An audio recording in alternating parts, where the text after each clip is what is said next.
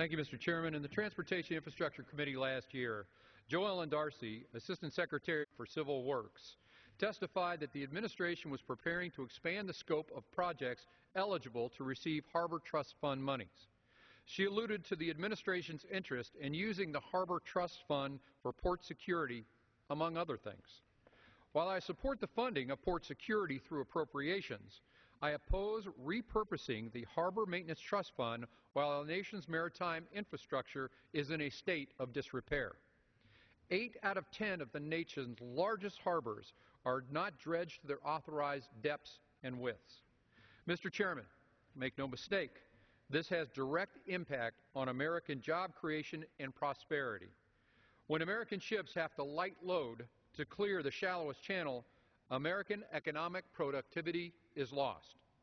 For instance, every inch silted in the American Laker fleet collectively per voyage leaves 8,000 tons of Minnesota iron ore on the docks in Duluth. That's enough to produce over 6,000 cars. Moreover, light loading causes increased transportation costs for our exports and decreases our national economic competitiveness. Every $1 billion in exports, Mr. Chairman, translates into 15,000 jobs.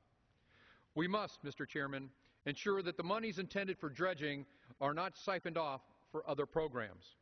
My amendment will prohibit monies from being used by the administration to develop a plan or draft legislation to expand the scope of projects eligible to receive Harbor Maintenance Trust Fund monies. American shippers are taxed specifically to maintain the channels they and our nation depend on. It is imperative that we ensure that the Harbor Trust Fund monies be spent as they were intended, thereby ensuring American competitiveness and proliferation of American jobs.